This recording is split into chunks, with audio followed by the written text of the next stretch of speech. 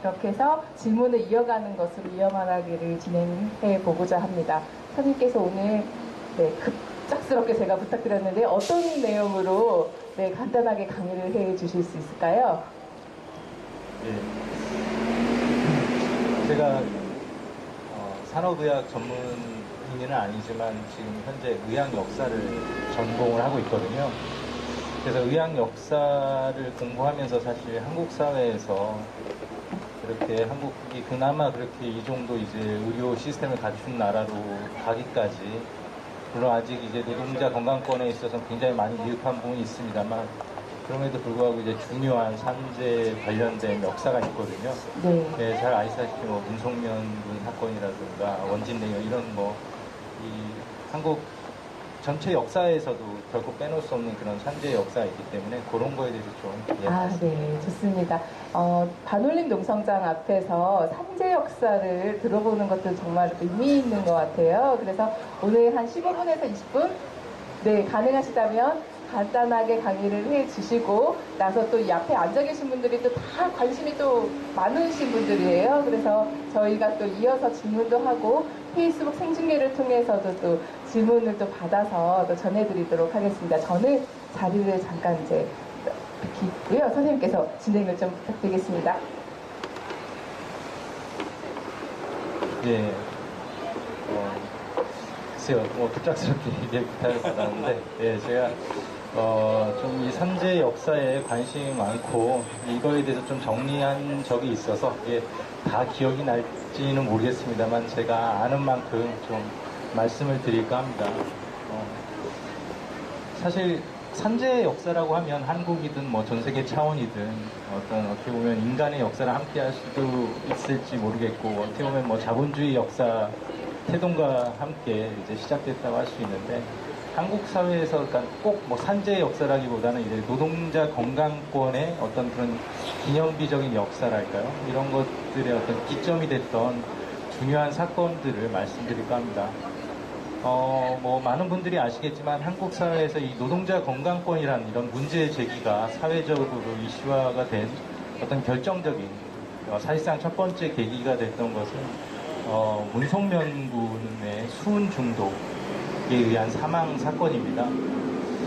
당시 이제 1988년, 여러분들이 이제 응답하라 뭐 1988 뭐 이런 것에서 어떻게 보면 사실 그런 드라마에서 어떻게 보면 이런 것들이 다뤄져야 되는데 이런 것들은 다뤄지지 않고 이제 올림픽이라든가 이런 한국 사회의 그렇게 밝은 모습만 많이 다뤄졌죠. 근데 1988년은 올림픽만 있었던 게 아니라 한국 사회의 가장 중요한 사건이라고 할 수 있는 노동자 건강권의 기원이라고 할 수 있는 문성면 군 수은중독 사망 사건이 있었던 해이기도 합니다.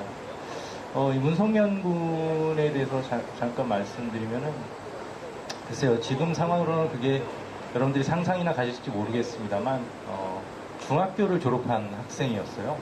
심지어는 졸업도 하기 전에 이 서울에 올라와서 지금 이제 구로에 있는 협성계공이라는 수은 온도계를 만드는 공장에서 이제 일을 하게 된 그런 소년이었는데요.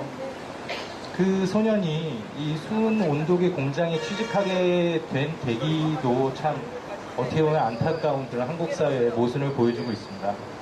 아주 소박한 어떤 꿈이었어요. 집이 워낙 가난하다 보니까는 이 중학교를 졸업하고 고등학교에 진학할 형편이 안 됐던 거예요. 그래가지고 근데 친구들은 이제 졸업하고 어느 고등학교 간다 이렇게 희망에 들떠 있는데, 자신은 이제 부모님 형편을 알고 있었기 때문에 차마 고등학교에 가겠다는 얘기를 못 했던 겁니다.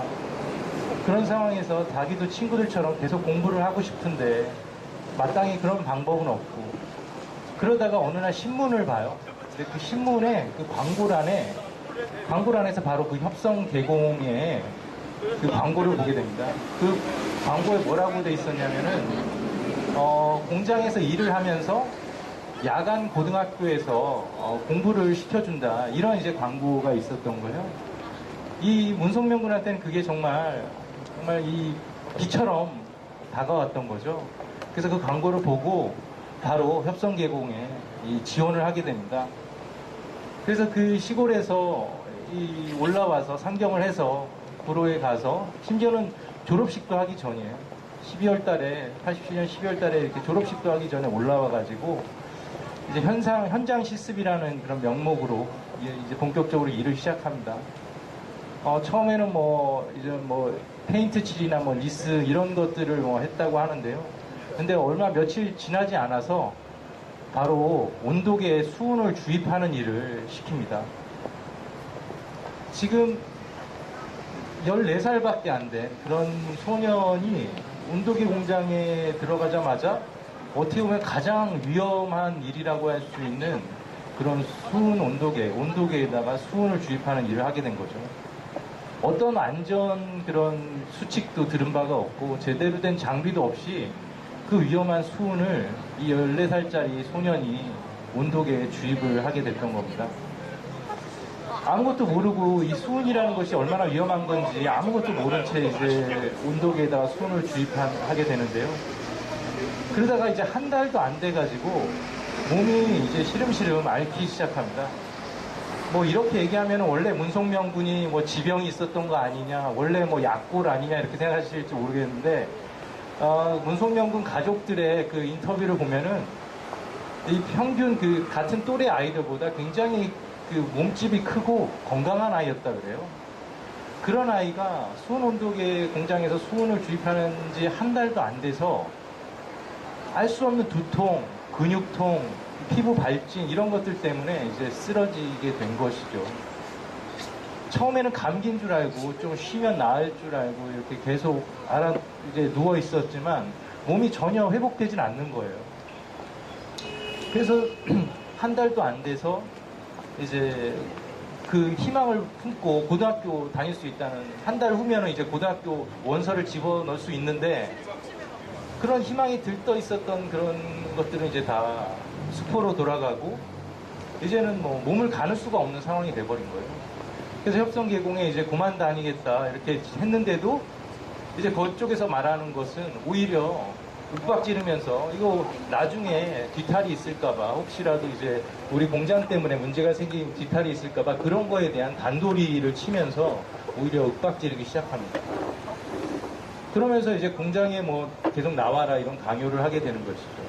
그리고 한 15일 정도 더 일을 하다가 결국은 이젠 도저히 아예 손가락 하나 제대로 가눌 수 없는 상황이 돼서 결국은 이제 회사를 그만두게 됩니다. 이렇게 한 달 남짓하고 일을 하고 문송명 군이 받았던 월급이 글쎄요, 그때 당시에 그 시세를 제가 정확하게는 모르겠습니다만 그때 당시 시세를 따지어 보더라도 상당히 말도 안 되는 금액입니다. 정확하게 75,050원을 받았어요. 이 15년 동안 건강하게 부모님이 가꿔준 몸을 가지고 그 한 달을 일하고 그 몸이 완전히 망가졌는데 그 소년에게 주어진 월급은 75,050원이었습니다. 그렇게 이제 눕게 된 문송명 군은 이제 원인을 알 수 없는 거죠. 이제 형이 오고 누나가 오고 아무리 간호를 해도 도저히 몸이 낫질 않는 거예요. 그래서 이제 음력 설날을 좀 맞이해서 혹시라도 이제 부모님 간호를 받으면 낫지 않을까 해서 이제 다시 고향집에 내려가게 됩니다. 고향집에 내려가서 아무리 쉬어도 또 역시나 몸이 낫진 않는 거예요. 근데 부모님으로서는 그렇게 건강하던 아이가 그나마 자기 부모님 형편 생각해서 그렇게 공장까지 가서 이렇게 열심히 살았던 아이가 그렇게 몸져 누우니까 얼마나 걱정이 됐겠어요. 그래서 유명하다는 병원은 다 알아봅니다. 그럼에도 불구하고 병원에서는 이제 진단을 못하는 거죠.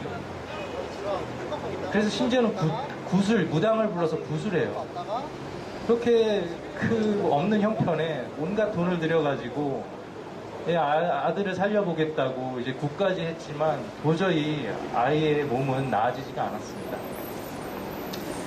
그래서 급기야 최종적으로 생각한 게 그래도 한국에서 제일 유능하다는 병원이라도 찾아가 보자 이런 마음으로 결국은 이제 서울대병원을 찾아가게 되는 거예요.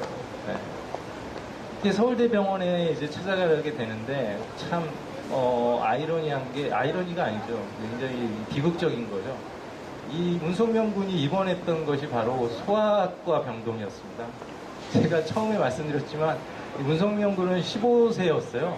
만으로 14세고. 그러니까 소아과 환자였던 거예요. 그래서 서울대학교 소아병동에 입원을 하게 됩니다.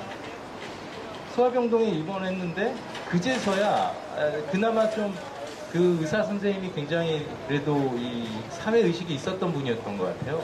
굉장히 꼬치꼬치 캐물고 이제 왜 아픈지 이렇게 하나하나 묻는 과정에서 수온 온도계 공장에서 일했다라는 그게 얘기를 듣게 된 거예요.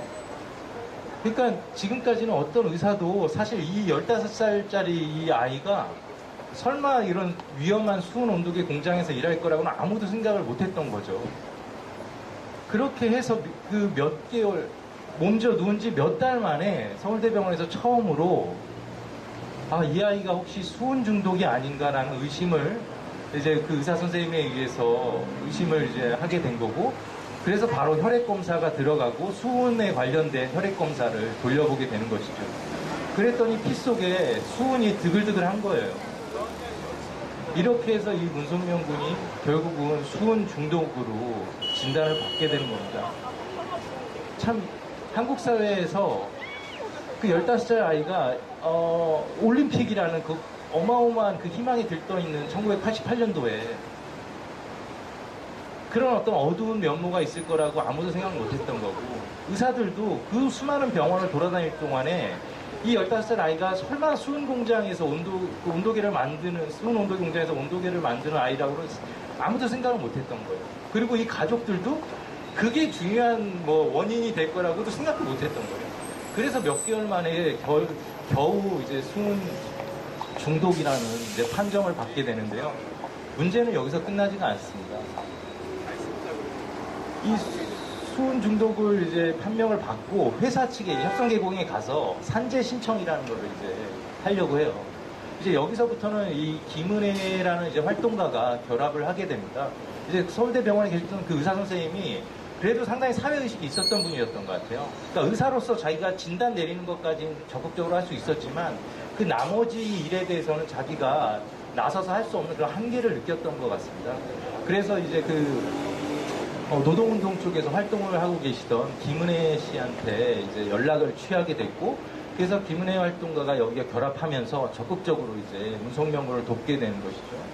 그래서 이제 같이 공장에 가서 이렇게 병원에서 정확하게 수은 중독이라는 진단을 받았다. 그러니까 당연히 수은 온도계 공장에서 일했기 때문에 이 연관성이 있으니까 산재 신청을 하려고 한다. 이렇게 나오니까는 이 협성계곡에서 온갖 협박과 이런 그 산재 신청을 제지하려는 온갖 이제 그런 실수를 부리게 되는데, 그러면서 얘가 시골에서 자라서 농약 때문에 그런 것이다, 말도 안 되는 것을 하고, 심지어는 이제 부모님을 찾아가서 이거 애 함부로 이렇게 말도 안 되는 거 우리 회사한테 이렇게 피해를 끼치게 되면 내가 가만히 있을 줄 아느냐 이러면서 그 부모님들을 막 협박하기 시작했어요. 이런 온갖 가지 방해 공작 때문에 이 산재 신청이 제대로 진행되지 않는 상황이었습니다. 그때 당시만 하더라도 회사에서 산재 신청 그 사인을 안 해주면 이 산재 신청 자체가 접수가 안 되는 상황이었던 거예요. 그래서 이제 가족으로서 어떻게든 그 회사에 그 산재 신청 사인을 받아야 되는데 이거 할 수가 없는 상황인 거죠. 그래서 겨우 이제 그 사유서라는 그래도 명목으로 이제 사유서를 써가지고 회사의 사인은 결국 못 받고, 그래도 노동부에 이렇게 명백한 증거가 있으니 받아달라. 이게 노동부에 신청을 했는데, 이제 노동부에서 서울대병원이 산재 지정병원이 아니라는 이유로 산재 신청을 안 받아주는 거죠. 그러니까 이 가족으로서 정말 이 아들, 몸져 누워있는 아들 데리고 정말 온갖 가지 수단을 쓰는데 아무도 이런 것들에 대해서 관심은커녕 오히려 이것을 다 막는 현실인 거죠. 정말 얼마나 좌절을 했겠습니까?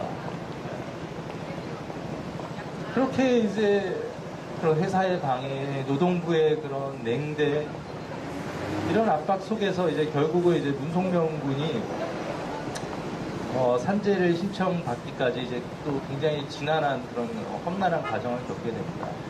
네. 그러면서 이제 이것이 김은혜 활동가도 요게 이제 자기 선에서 자기가 나름대로 온갖 사방을 뛰어봐도 안 되니까는 결국은 이제 사회적인 연대를 요청하게 되죠. 그러다가 이제 박서군 그 활동가한테 연락을 취하게 됩니다. 그때 당시 이제 박서군 씨가 그 조영래 변호사의 사무실에서 일을 하고 계셨거든요.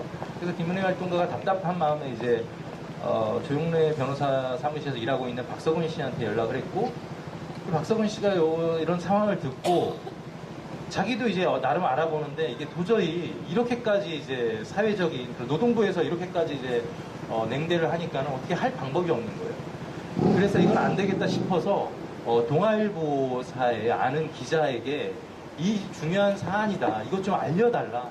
이건 사회적으로 이렇게 소식을 확산시키지 않으면 도저히 우리로서는 방법이 없다. 이런 이제 호소를 하게 됩니다. 그래서 동아일보에 처음으로 그때 당시만 해도 동아일보가 지금과는 좀 달랐던 것 같아요. 그래서 동아일보에 처음으로 이 문성명군 관련된 기사가 보도가 됩니다. 그러면서 이게 생각보다 굉장히 큰 파장을 일으키기 시작했어요. 굉장히 사람들한테는 굉장히 놀라운 일이기도 했겠죠.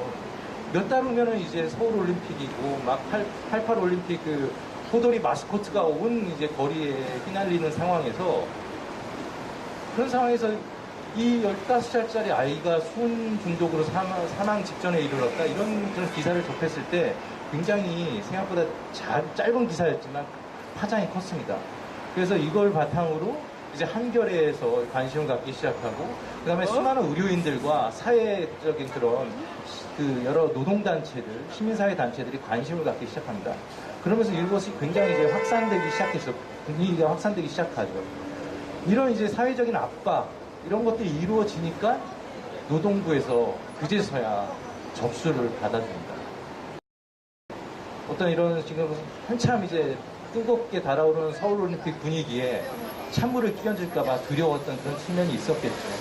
그래서 노동부에서 이제 현재 그 접수를 받아주게 돼요. 그제서야 이게 한 5월 달쯤 가서야 겨우 이런 일이 진행돼서 겨우 이제 산재 접수가 됐는데, 근데 이제 문성명군을 이제 살려야 되는 문제가 남았던 거예요. 살려야 되는 거죠. 근데 이제 산재 그 지정병원이 서울대병원이 아니니까, 그래서 가톨릭 병원으로, 그 대학 병원으로 옮겨요. 그래서 가톨릭 대학 병원으로 이제 옮겼는데 산재 승인이 결국 떨어집니다. 노동부도 이제 급기야 이 사회적인 압력을 감당할 수가 없었음을 이제 느꼈겠죠. 그래서 산재 승인이 떨어지고 정확히 3일 만에 문성명 군이 숨을 거두게 됩니다. 참 어떻게 보면 참 이게 한국 사회에 되게 참 그 모순의 결정적인 그런 것들을 다 폭로하는 그런 사건이라고 할 수 있는데요. 문성명 군은 죽었지만 이 한국 사회의 그 산재 역사에 좀 어느 정도 새로운 그런 중요한 계기가 이때부터 시작이 됩니다. 이때 장래투쟁위원회가 이제 결성이 돼요. 장래투쟁위원회가 결성이 돼서 훨씬 더 많은 그런 산재 문제라든가 노동 조건의 문제라든가 이런 것들에 대한 요구가 적극적으로 진행이 됩니다. 어떻게 보면 그 문성명 군의 죽음 자체도 뭐 큰 어떤 굉장히 중요한 계기이기도 하지만 그 이후에 진행됐던 그런 장례위원회라는 게 결성돼서 한국 사회 노동자 건강의 문제를 적극적으로 이제 제기를 하기 시작합니다. 그래서 이제 노동부의 어떤 그런 대처라든가 그런 회사의 대처라든가 이런 것들, 이런 그 부당했던 그런 문성명 군의 어떤 산재 승인까지 이루어졌던 것들에 대한 그런 모순들을 적극적으로 문제 제기를 하면서 바꿔내는 분위기가 형성이 되죠. 그러면서 이제 결국은 이제 문성명 군 장례위원회를 통해서 한국 사회의 그런 노동자 건강의 문제가 굉장히 중요한 그런 화두로서 떠오르게 됐고, 이것을 바탕으로 원진레이온 사건까지 이어지는 거예요.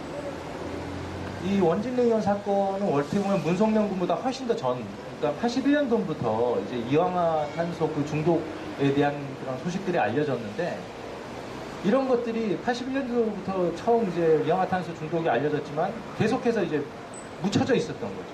심지어는 이 원진레이온 같은 경우에 86년도에는 2만 5천 시간 동안 산재가 없었다 그래서 표창까지 받아요. 국가로부터. 근데 결국에 나중에 드러난 거는 8명이 이氧화탄소로 사망을 했고 600명이 넘는 사람이 이氧화탄소 중독으로 장애 판정을 받았거든요.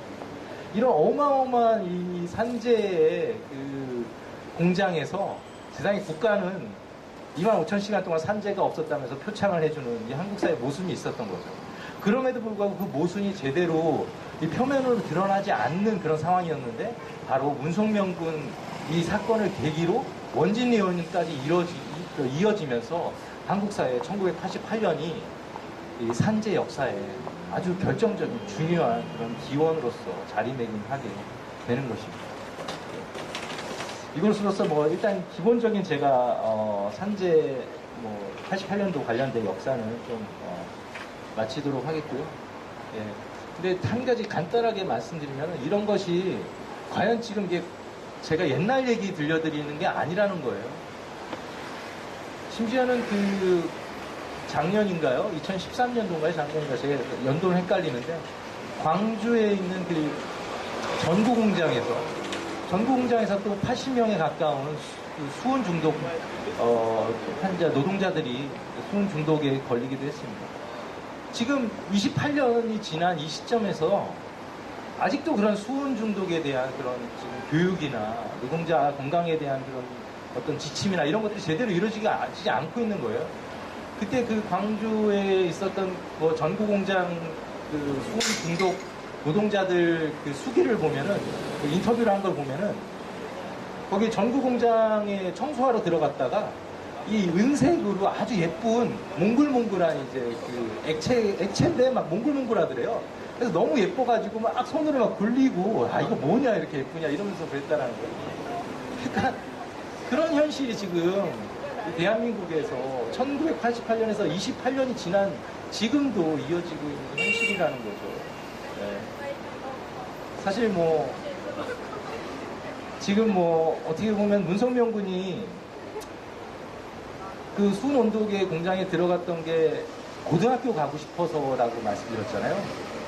최근에 있었던 그런 구의역 그 사고를 한번 볼까요? 그 친구가 그 비정규직으로 거기 그 열악한 노동 환경에서 지하철이 들어오는 것도 감수하면서 그 일을 했던 이유가 대학에 가고 싶어서였잖아요. 대학에 가고 싶어서 그 140만 원 되는 그 비정규직 그 가난한 월급을 적금을 100만 원씩이나 들어가면서 대학 등록금을 모으기 위해서 그랬던 거잖아요. 그러니까 지금 28년이 지났는데 바뀐 게 뭘까 이런 고민을 할 수밖에 없는 거죠.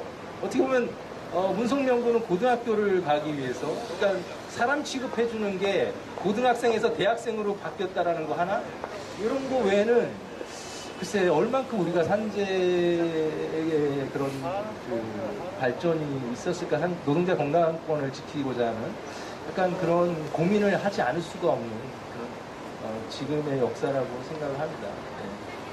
네. 대충 일단 이렇게 이 정도에서 일단 좀 정리를 하죠.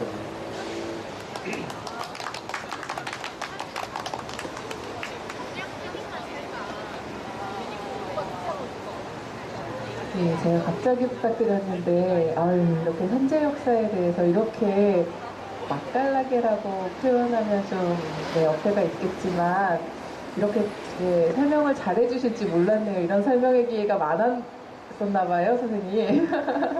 지금 제가 이렇게 슬쩍 봤더니 진짜 길에 지나가시는 분들이 저 곁에서 듣기도 하시고 그러더라고요. 요즘에 TV 프로그램이 저희를 따라했나? 말하는 대로 그거랑 너무 흡사했어요. 손아람 작가가 그때 나왔는데 여기서 이어말하기 했었거든요. 근데 말하는 대로 프로그램에 가서 정말 잘하시더라고요. 선생님께서도 너무 잘 이렇게 말씀을 해주셔서 저희가 궁금한 것도 많이 생겼는 것 같은데요. 혹시 이렇게 들으시다가 궁금한 거 있으시면 지금 이렇게 해주시면 좋을 것 같아요. 지금 자기소개 이렇게 간단하게 해주셔도 좋아요. 다 누구신지 선생님 모르시죠? 네, 반올림에 정말 관심이 많으신 분들이 앞에 지금 한 줄 앉아주셨어요. 네.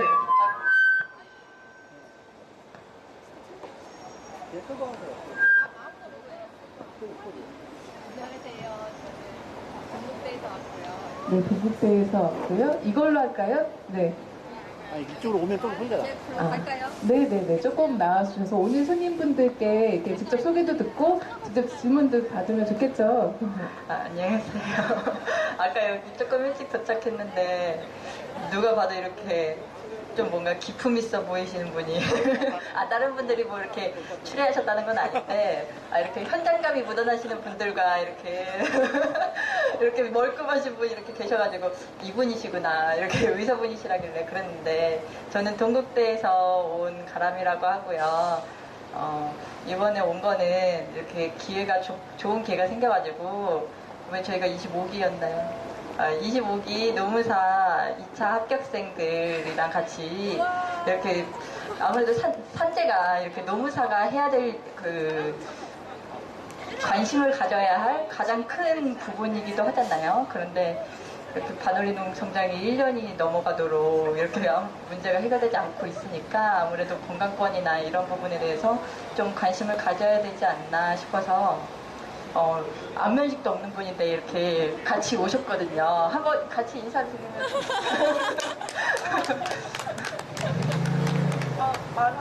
이름 말하면 안녕하세요. 네, 제 이름은 조윤이고요. 네, 저도 이번에 2차 합격자라 가지고 이분이 소개해가지고 같이 오게 됐거든요. 네, 저는 이 문제를 일단 본 게 다큐멘터리 통해서 봤는데 그 안에서 백혈병 걸리신 분이 그 다큐 안에서 이렇게 죽어가는 모습을 보고 좀 그때 관심을 갖게 됐고 또 제 애인도 이거 활동가여가지고 여기 농성장에서 자가지고 저도 한번 와보고 싶었는데 걔가 안 데릴 거라서 제가 못 왔거든요. 근데 이번에 가람님이 이제 소개시켜줘가지고 오게 됐습니다. 네, 감사합니다. 네, 반갑습니다. 무엇보다도 노무사 2차 합격 축하드리겠습니다. 감사합니다. 아유, 네, 걱정 많이 하셨는데요, 농성장에서. 네. 아유, 네, 앞으로 함께 활동하면 참 좋겠네요, 그죠? 예, 지금 정말 노무사 합격 진심으로 축하드리고요. 근데 진짜 말씀하셨던 대로 이 노무사 분들의 역할이 정말 절대적이고 굉장히 중요합니다. 그러니까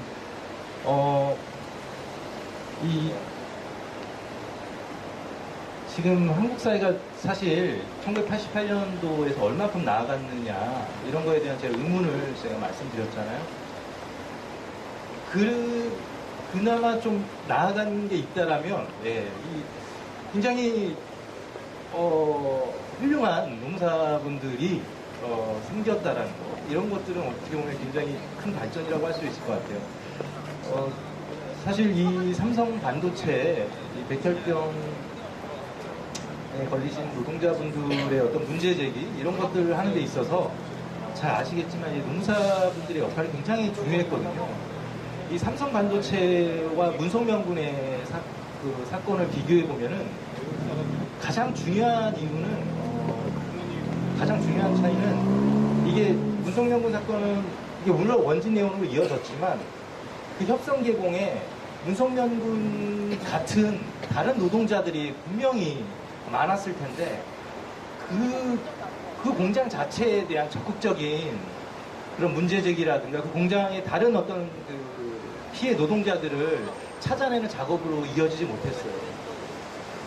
그런데 사실 이 삼성 반도체 문제, 이 백혈병 문제의 가장 어떻게 보면 중요한 차이점은 이 황상기 어르신이 이 황유미 씨의 산재 인정을 받았지만 그럼에도 불구하고 더 적극적인 문제 제기를 해서 다른 피해자들을 찾아내고 문제를 확산시켜내고 그것이 더 근본적인 문제를 자기는 산재 인정을 받았음에도 불구하고 그런 근본적인 문제를 파고드는 그런 과정이 굉장히 저는 중요한 의미 있는 과정이라고 생각하거든요. 근데 이 과정에서 사실 그 당사자 혼자만으로는 절대 이루어질 수가 없겠죠. 그런 과정에서 이 농사분들의 얼마나 그런 자신의 지식을 가지고 그런 절차, 그런 배경에 대한 그런 것들이 사실 그 당사자분들이 뭘 알겠어요? 어떻게 알겠어요? 근데 그런 것들을 적극적으로 제시하고 정말 서로 정말 진짜 그런 문제의식을 계속해서 서로 공유하고 그리고 사회적으로 알려내고 이런 것들이 그런 농사분들이 없었다라면 굉장히 어려웠을 것이라 생각하기 때문에 앞으로 정말 굉장히 하실 중요한 역할들이 많을 거라고 생각을 합니다. 네, 반올림을 지원하는 노무사의 모임이 있죠. 네, 꼭 함께 하셨으면 좋겠고요. 이미 이제 그 반지모는 아니지만 반올림과 또 이렇게 함께하고 있는 네, 또 노무사분이 계셔서 또 마이크를 넘겨보도록 하겠습니다. 누구십니까? 네, 안녕하세요. 네. 반올림 농성장에 몇 번 찾아오고 이제 속박도 몇 번 했었는데요. 저는 이제 그로고 근로자복지센터에서 일하고 있는 이근탁이라고 합니다. 네. 오늘 그 최기준 의사님 짧고 간략한 산재 역사에 대해서 네, 강의해 주셔서 정말 감사하고요. 정말 잘 들었습니다. 제가 강의 들으면서 좀 문득 궁금해지는 게 한 개가 있는데 그 우리나라의 기업과 국가기관이 그 노동자들 산재가 있었을 때 왜 이렇게 축소하고 은폐하는 것에 있어서 한 몸과 한 뜻이 되어서 그렇게 이제 일을 수행하는지 되게 좀 궁금해지더라고요. 그리고 이제 그런 거에 있어서 우리가 일반 시민으로서 어떤 일을 할 수 있는지 좀 혹시 생각해 보신 적이 있으신지 좀 궁금합니다. 네. 굉장히 근본적이고, 네, 굉장히 거시적이고, 정말 어려운 문제네요. 일단, 왜 국가가 이렇게 기업과 한 몸이 돼서 그렇게 노동자들의 건강권을 오히려 지켜주는 게 아니라 오히려 기업주들의 그런 편의만 봐주는 그런 기구로서 역할을 하는가. 네. 어떻게 보면, 네. 정부에 물어봐야 되나요? 노동부에 물어봐야 되나? 네, 사회를 한번, 네. 예, 제가 질문을 좀 구체적으로 안 드려서 좀 그런 것 같은데, 일단 그 기업 측에서 왜 산재를 축소하고 은폐하는지에 대한 이유와, 그리고 이제 뭐 국가기관 이렇게 나눠주셔도 되고요. 아니면 뭐 두 개를 하나로 뭉쳐서 해주셔도 감사할 것 같습니다. 사실 진짜 이 산재를 은폐하는 이유야 뭐 당연히 기업의 이윤 추구 논리 때문이죠. 그러니까 노동자가 산재를 인정해줬을 때 그만큼 기업에서 실제로 이렇게 부담해야 되는 그런 것도 있는 거고, 그리고 국가 차원에서도 또 거기에 조장을 하는 거죠. 일단 국가 이미지나 뭐 이런 것들을 위해서 산재 없는 나라 뭐 이런 식으로. 그래서 산재 없는 것 없을 경우에 아까 제가 뭐 그 원진혜 의원이 1986년도에 25,000시간 산재 없는 그런 우수 기업으로 이제 표창까지 받았다. 이게 솔직히 말도 안 되는 제도잖아요. 근데 이런 제도가 지금 현재에도 사실상 유사한 형태로 이어지거든요. 네. 그러니까 그런 식으로 오히려 국가가 오히려 기업이 은폐하고 있는 것을 찾아내는 그런 오히려 보완책을 만드는 게 아니라 그렇게 표피적으로 기업이 포장하고 있는 것들을 이제 그 있는 그대로 오히려 봐주고 오히려 그렇게 하기를 권장하는 그런 모순이 있는 거죠. 그것은 당연히 이제 국가 기구의 상당히 많은 부분이 어떤 기업의 그런 뭐 최근에 이제 전경련과 국가의 유착 관계를 보셨듯이 그런 어떤 기업과 국가와의 유착 관계는 사실 어떻게 보면 뗄래야 뗄 수 없는 이 자본주의 사회, 자본주의 국가 사회에서 어떻게 보면 네, 근본적인 그런 한계이자 모순이라고 할 수 있겠죠. 물론 그렇다고 단순히 근본적인 모순이니까 어쩔 수 없다 이런 게 아니라 그런 모순을 계속해서 문제 제기하고 훨씬 더 바른 방향으로 견인하는 게 우리가 할 일이고 우리가 해야 될 일이죠.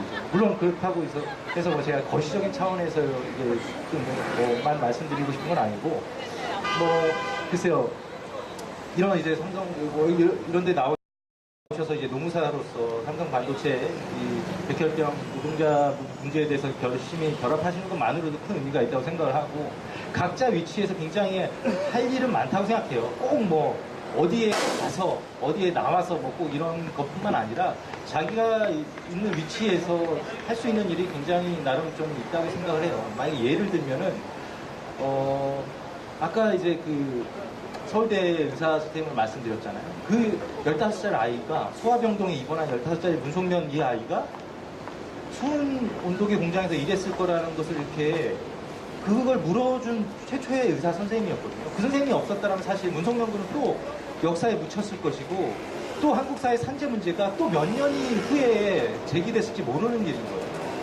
약간 그런 자기의 위치에서 이 사회에 대한 고민을 하고 그런 사회의 모순들이 존재한다는 것을 끊임없이 자각하는 것만으로도 굉장히 중요한 것이죠. 만약에 그 의사 선생님이 그런 사회적인 관심이 없었다면 혹시 너 여기 들어오기 전에 뭘 했니? 그냥 15살이니까 학교 다녔겠지 이게 아니라 뭘 했니? 이런 걸 물어볼 수 있는 그거 자체가 자기가 있는 곳에서 끊임없는 사회에 대한 고민과 그런 어떤 훈련이 돼 있지 않으면 그거 사실 갑자기 나오는 건 아니거든요. 그런 것들이 각각 요소에서 저는 필요하다고 생각하고 예를 들면 지금 메탄올에 의해서 노동자들이 실명하는 사건이 터지고 있잖아요. 저는 전국의 그런 유사한 사업장 지금 갤럭시 그 삼성 핸드폰 그 세척하다가 메탄올로 쓰다가 이렇게 된 거잖아요. 이런 유사한 그 공장이 전국에 200개가 넘어요. 그 수없이 많은 지금 은폐된 노동자들이 많을 텐데 이 사람들이 틀림없이 엄청나게 많이 안과를 찾아가고 있을 거예요. 근데 그 안과 선생님들 중에 이 사회 문제에 신문을 제대로 보고 사회 문제에 관심이 있었다면 이 젊은 애가 이렇게 시신경염으로 시력이 이렇게 갑자기 나빠지는 건 이상한데 이렇게 관심을 가질 거예요. 근데 그런 관심을 가진 의사가 여태까지 한두 명밖에 없었던 거예요. 지금 의사에 의해서 그게 발견된 사례는 지금 한두 케이스밖에 없어요. 지금 메탄올 그 실명 사건에서. 그러니까는 어떻게 보면 참 안타까운 거죠. 만약에 안과 의사가 조금만 더 사회의 문제에 관심을 가지면은 훨씬 더 많은 노동자들을 발견할 수 있고 한국 사회에 어떻게 보면 문성명군 그 1988년도랑 비슷한 굉장히 중요한 산재에 중요한 그런 계기를 만들 수 있는 그 정도의 어떤 파급력이 있는 저는 사건이라고 보거든요. 그럼에도 불구하고 어떻게 보면 그런 것들이 지금 제대로 이루어지지 않고 있는 것들이 좀 안타깝다는 거죠. 물론 거기에 이제 노무사로서 그런 것들을 이제 계속해서 작업장을 찾아다니고 캐는 것도 중요하고 심지어는 페이스북에 그런 것들을 알리는 것도 되게 중요해요. 심지어는 지금 여태까지 메탄올 실명으로 발견된 노동자들이 이렇게 실명 기사가 난 걸 아무도 접해야지 못했다는 게 굉장히 놀라웠거든요. 저는 그 인터뷰를 보면 이 사람들이 그러니까 대부분 막 야간 작업도 하고 이러다 보니까는 우리는 하루에 막 몇 시간씩 페이스북에 들어가 있지만 이 사람들은 SNS를 할 시간이 없는 거예요. 그래서 자기랑 유사한 그런 사람이 있었다는 것조차 전혀 모르다가 지금 뜨금뜨금 발견되고 있거든요. 심지어는 같은 작업장에 있었던 사람이 3-4명이 돼요. 그런데도 불법 파견 그 노동자들이기 때문에 자기 바로 옆에 있었던 노동자가 실명으로 그렇게 막 뉴스에 나오고 했는데 그게 자기 옆에 동료였다는 걸 아무도 몰랐던 거예요. 이런 지금 SNS조차도 할 수 없는 노동자들, 이런 사람들이 자기 주변에 자기 친구들 이런 곳에 있을 수 있거든요. 그렇기 때문에 그런 자그마한 관심 하나하나가 어떻게 보면은 뭐 꼭 여기 이 삼성 여기에 나와서 뭘 해라 이런 것만 뭐 산재 운동에 중요한 기여를 하는 게 아니라 자기가 있는 그 곳에서 하나하나 알려내고 내가 뭘 할 수 있을까? 내 주변엔 그런 사례가 없을까? 이런 어떤 조그만 관심 하나하나가 굉장히 중요한 계기가 될 수 있다는 거죠. 네, 중요한 말씀 해주신 것 같습니다. 혹시 삼성노동 인권지킴이 활동가 분께서는 또 관련된 질문이 없으신지 오늘 선생님께서 되게 어려운 자리에 오신 거 맞는 것 같아요. 이렇게 준비되지 않은 질문들이 지금 툭툭 중요한 질문들이 던져지고 있는데 어떤 질문이라도 지금 너무 훌륭하게 답변해 주시고 계셔서요. 혹시 궁금하신 점이 있으셨다면 없으셨어요? 패스하셔도 돼요. 네, 패스. 네, 우리 또 어려워질까봐. 네, 되게 왜냐하면 논문 주제를 자꾸 던지세요. 그래서 저는 어떤 거 질문했죠? 일본에 3개월째 갔던 분에게 한국과 일본의 뭐 비정규직 실태에 대해서 비교하여 말씀해 주세요. 뭐 이런 식의 질문을 던지셔가지고 그분께서 상당히 난감해하셨던 적이 있어요. 지금 일본어 이제 막 배우고 계신데. 네.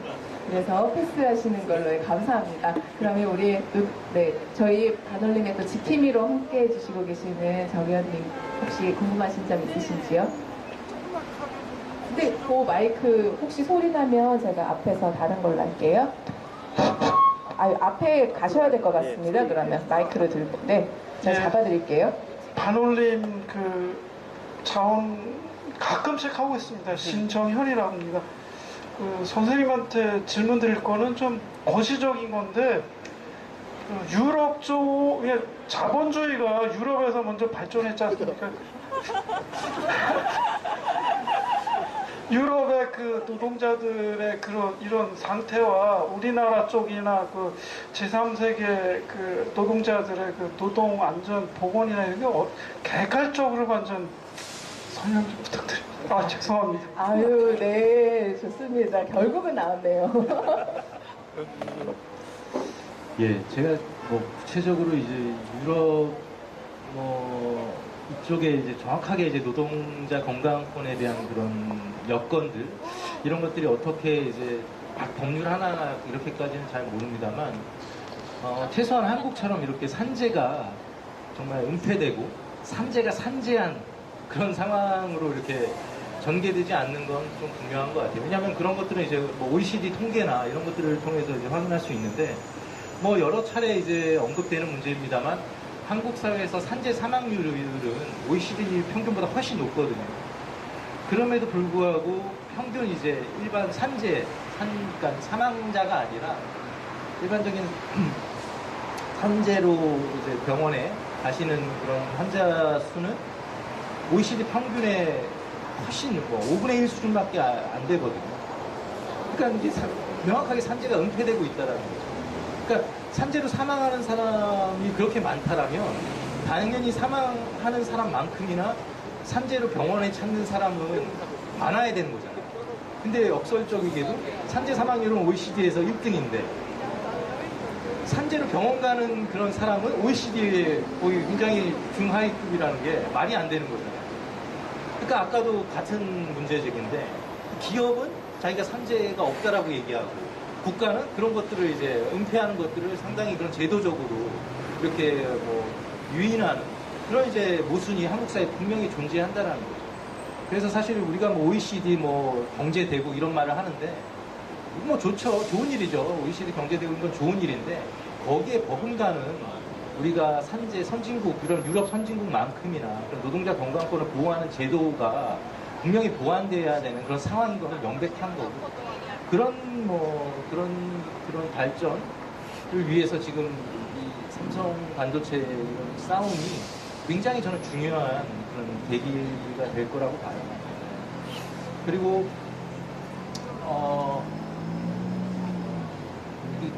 또 하나 뭐 질문하셨죠?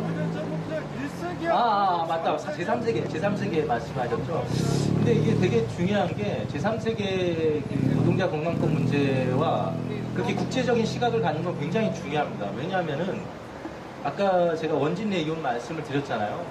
원진내 이혼이 결국은 이제 그 문성명군 그 싸움을 계기로 사건을 계기로 원진내 이혼 투쟁까지 이어져서 결국은 1993년도에 원진내 이혼 공장이 폐쇄가 됩니다. 그러니까 그렇게 600명이나 넘는 장애를 만들어내고 8명이나 밝혀진 것만 그 정도의 어마어마한 그런 산재의 그 공장이었기 때문에 폐쇄할 수밖에 없었던 거죠. 결국 물론 그것은 다 국가나 뭐 기업이 알아서 한 게 아니라 하나하나 정말 그 사람들이 싸워서 만들어낸 결실이죠. 근데 문제는 여기서 끝나지가 않았어요. 여기서 끝나지가 않고 그 원진내 이혼의 그 기계와 모든 만들던 그 산재를 만들어낸 그 물품들이 중국으로 이전을 했어요. 그래서 중국에서 또 똑같이 이제 산재를 만들어낼 수밖에 없는 그런 현실이 이어지고 있는 거죠. 또 베트남에서도. 그러니까 중국, 베트남, 심지어는 이게 뭐 북한으로까지 갔다라는 얘기를 제가 들은 뭐 정확한 그런 팩트는 아닙니다만 그런 얘기까지 듣고 있거든요. 그러니까 이게 단순히 우리나라에서만 딱 막는다고 될 문제가 아니라 결국 그 산재를 만들어내는 열악한 조건과 기계가 물리적인 조건은 또다시 더 열악한 나라, 열악한 노동 조건의 장소로 옮겨갈 뿐이라는 거죠. 그래서 굉장히 국제적인 시각으로 제3세계 문제를 같이 고민할 때 사실상 훨씬 더 근본적인 이 전 세계적인 산재 노동자 건강권의 문제를 진일보시킬 수 있겠죠. 굉장히 중요한 문제죠. 네. 오늘 이렇게 관객과 함께 하는 강의도 있고 질문도 있고 네, 그런 다양한 질문이 나왔는데요. 저희가 이어 말하기에는 꼭 마지막에 이렇게 질문 드려요. 반올림의 응원의 한마디, 뭐 삼성의 따끔한 한마디 이렇게 부탁을 드리는데요. 저희가 평소와 다르게 강의로 진행을 했기 때문에 선생님께서 혹시 못다한 얘기가 있으시거나 꼭 이 말만은 덧붙이고 마무리했으면 좋겠다 하시는 말씀 해주시면 좋을 것 같습니다. 예. 이왕 산재 얘기를 했으니까는 삼성과 관련된 뭐 산재 얘기, 산재 사건 몇 개만 더 언급하고 마무리 짓도록 하겠습니다. 그러니까 사실 뭐 작년인가요? 그 지게차 사건을 봤었죠. 지게차에 치였는데 응급차를 불렀는데 찰거상이라고 응급차 가도 된다고. 왜냐하면 그랬던 이유가 결국은 그 산재 병원이랑 연결되어 있는 산재 지정병원으로 옮기려고 했던 거거든요. 그러니까 산재 지정병원으로 옮기면은 이 회사와 어느 정도의 그 연관성이 있기 때문에 이게 산재 처리되지 않을 가능성이 좀 더 높은 그런 한국 사회 새로운 모순이 생기고 있는 것 같아요.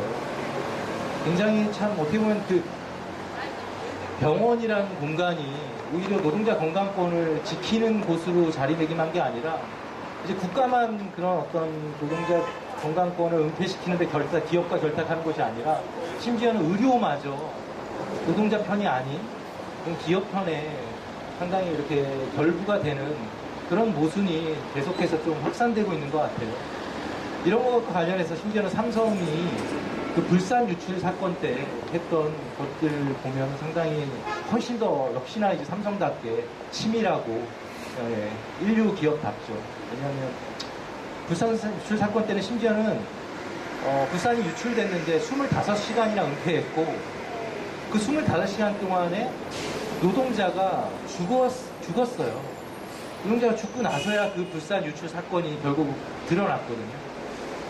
그 노동자가 심지어는 죽기까지 이게 드러나지 않은 이유가 삼성에서는 자체 응급 의료반을 운영을 해요. 그러니까는 우리가 지게차 사건에서는 그나마 전화해서 그냥 응급차라도 불렀잖아요. 이게 아니라 삼성에서는 산재 환자가 생기면은 자체적으로 자체 응급 구조단이 출동을 해요. 그러니까 아예 외부적으로 알려질 수 있는 아예 계기를 차단시키는 거죠. 얼마나 치밀한지 아시겠죠? 네, 그러니까 이런 어떤 그런 치밀한 산재를 은폐하는 그런 모순들을 우리가 참 삼성이 이런 반올림뿐만 아니라 여러 군데에서 여전히도 유지하고 있다는 것을 우리가 알 필요가 있을 것 같고요.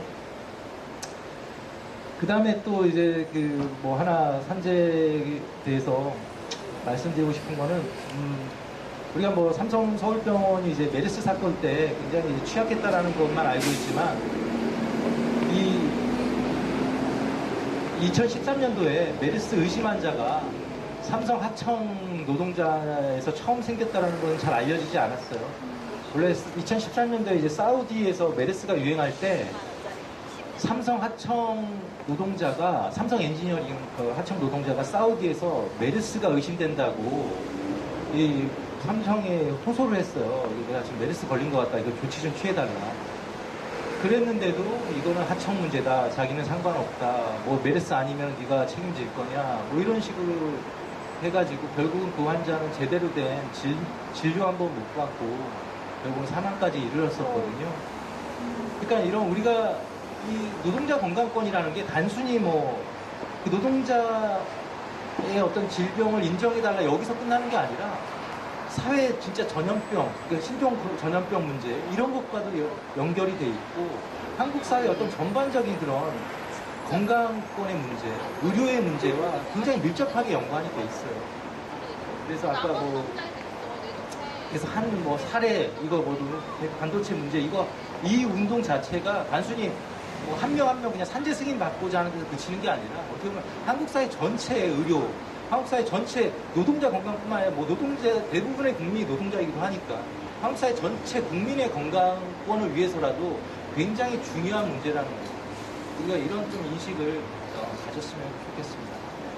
제가 뭐 너무 좀 두서없이 말씀드렸던 것 같은데요. 예, 오늘 제 얘기 여기서 마치겠습니다. 고맙습니다. 네, 함께 해주셔서 감사합니다. 오늘 377일 사이어 말하기 이것으로 끝내도록 하겠습니다. 감사합니다.